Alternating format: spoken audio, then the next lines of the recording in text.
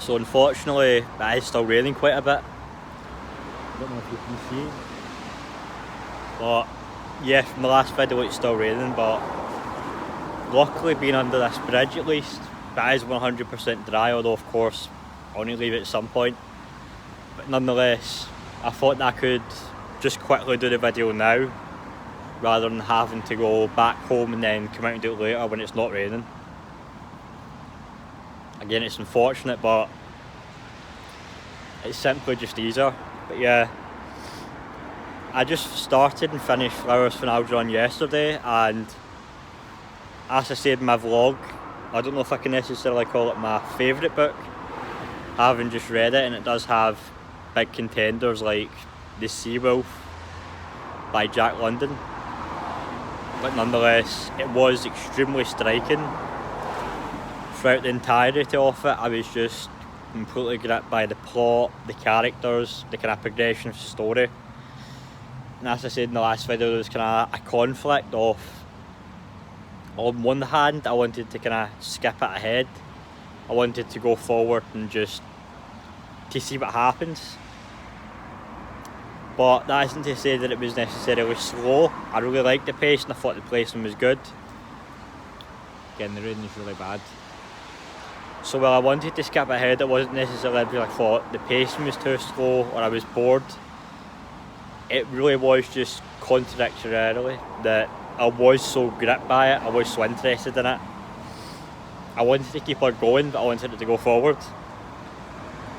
But yeah, just to talk about the plot and the characters, and of course this is very refreshing from reading The Catcher in the Rye, which, as I said in the last video I put up just yesterday, I absolutely hated. But yeah, at the very start of the book, you start out with Charlie Gordon, the main character, who is someone who is severely mentally retarded. He only has an IQ of 70, and he works in a kind of bakery, but it's really lots of noisy cars.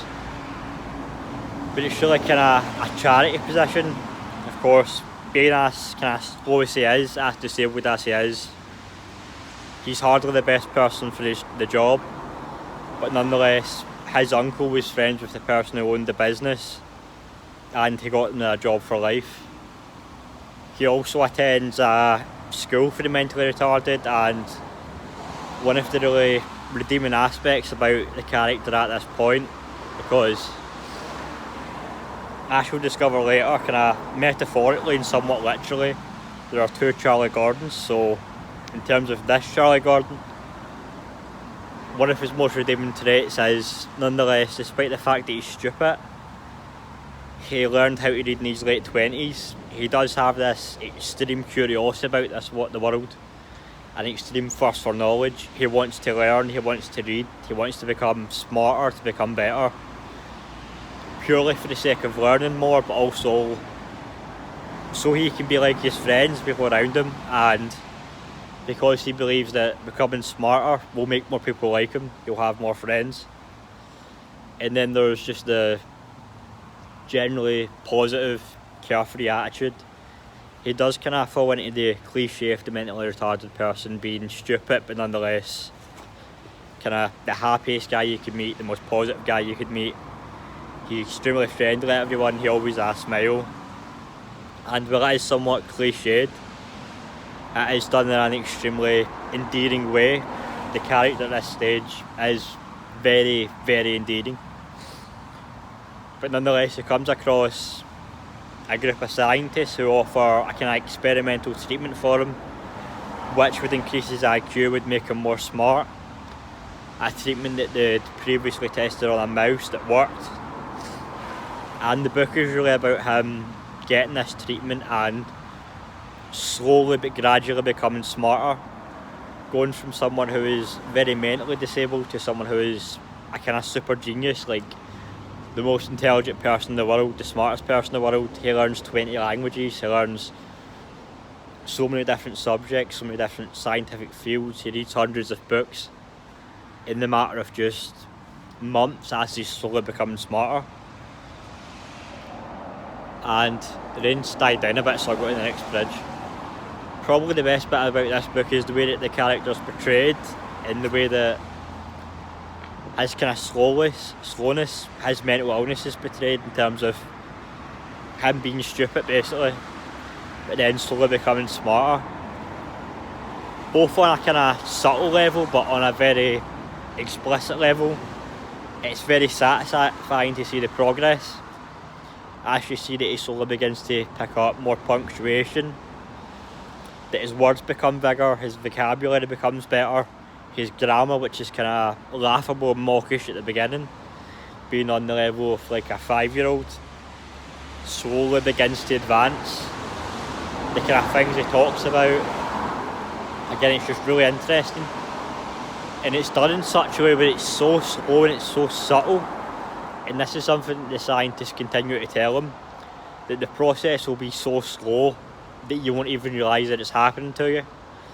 And us as readers reading the book, the process is so slow that you really have to pay attention to the kind of minute differences, whether kind of he does progress reports, from progress report to progress report, outside of at least a few, it's very hard to see the improvement in him. But if you go back a few progress reports, a few days, the improvement is striking, it's massive, but it's done in such a gradual way that it's kind of hard to realise just page from page.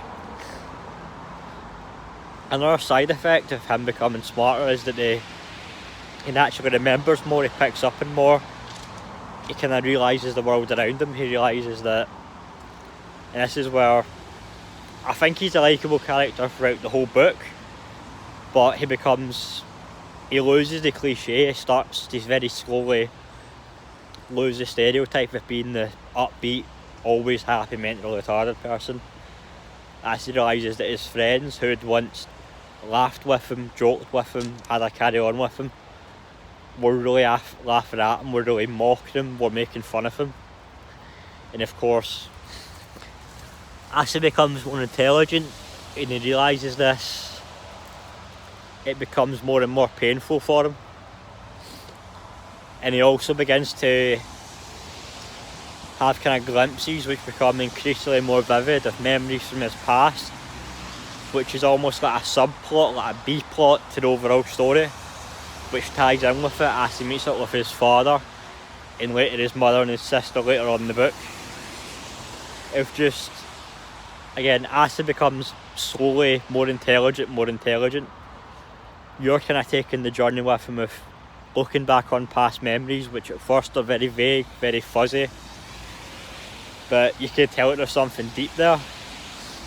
And then they slowly, like his intelligence, become more and more vivid to reveal a very tragic, a very striking picture of what he went through, the relationship he had with his mother and father, what he was put through, kind of as a child and as a young adolescent. As he goes from basically having almost dementia, of remembering very little, other than very kind of recent things or basic things, to having a kind of full picture of his life, a full chronology of who he is, who Charlie Gordon is as a person. But the other aspect of this is that once he finally gets not necessarily the whole picture, but a really good grasp of that picture, a good vivid grasp of it, at this point he's hyper intelligent. He's not only not mentally retarded, but his IQ is in upper 100s. He's really becoming smarter and smarter every day. He's already a super genius. So I was looking back at the past, at the kind of thoughts he had, the feelings he had to people around him. He's aware that these are his memories and that he was only mentally retarded a month or two ago. But he finds it increasingly hard to relate with this person that he was, just how strikingly different both of them are. And again, it's done in such a slow way, but when it needs pinpointing, it's very heavily pinpointed. And as the character is feeling the striking difference, you also feel it. And then it becomes the next arc of the book, which is the darker arc of the book, but certainly one of the more interesting ones. I mean, they're all very interesting. Ash kind of see glimpses of this. He learns that the scientists, I didn't really say too much about Algernon, but Algernon's a kind of mouse who, as I says, went from the same experiments as him.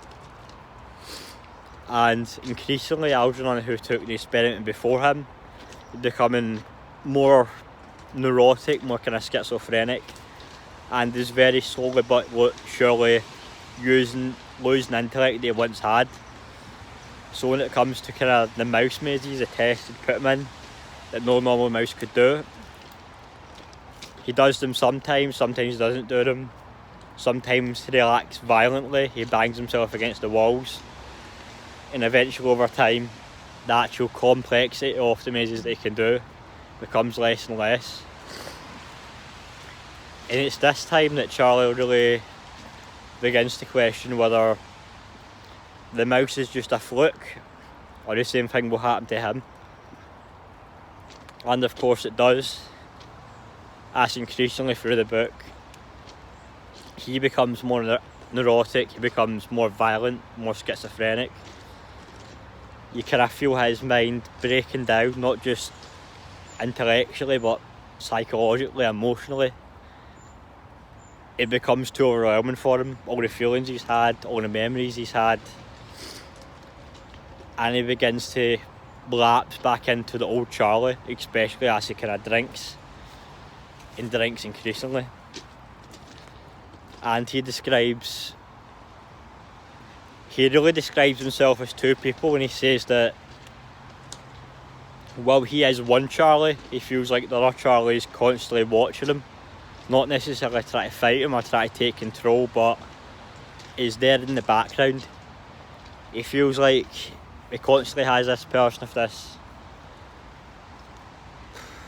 presence of this other person, this other Charlie, this mentally retarded person, lurking in the backgrounds, always behind him, always following him, watching everything that he does, not quite fully understanding it. And slowly his intellect does begin to break down in his job, which he loses because of his hyper intelligence, as people begin to think that he's more arrogant, and he deals with kind of moral quandaries of people stealing who he once knew, who were once his friends. Despite losing his job, he has to become stupid again, and he kind of explains it to the people around him. He gets his job back, and it seems like everything's become full circle. Algernon eventually dies, so Algernon is no longer in his life, and all of the intelligence he had and the memories of the things that he could do, he still remembers being intelligent, he remembers doing those things, but he just doesn't know how. So he's aware that he did it, but he's not aware what he did. Again, it feels like it becomes full circle, but then it becomes even slightly darker as a kind of home for the mentally retarded that he'd checked out before, believing that as he became more stupid he maybe put in it, he actually signs himself up for it.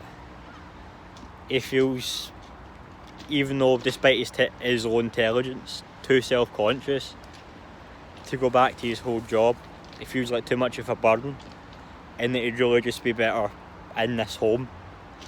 And the book kind of ends there with a plea, as all of this is written in very much like the other book, coincidentally, and not necessarily a diary, but kind of progress reports, things that he's writing for science. And of course, when you get to this point of the book, again, like the start of it, the grammar, the way things are described are very, very basic. It's grammatically off, there's spelling mistakes, that kind of thing. And he does plead to one of the characters who knew before to leave flowers at Algernon's grave. The mouse, who again, going through the same experiment, had also died. Anyway, maybe a full summary of the plot wasn't necessary, but I just felt like getting out again. Every aspect of what I described, there's so much that I could have went over that I didn't. I kind of forgotten that nonetheless I think is equally worth recognition. It's just an amazing book. I really feel like I could read it 5 times over and get more from it. There's certain points in the book that could really be looked at and analysed. Again, very easily, even before I finished it, it became one of my favourites. With that being said, the next one's going to be The Old Man and the Sea. I don't expect to like that as much. In fact, I have a feeling that it's going to fall between the two. I'm not going to hate it like I did Catcher in the Rye, but I'm not going to love it like I did this book. But we'll just need to see.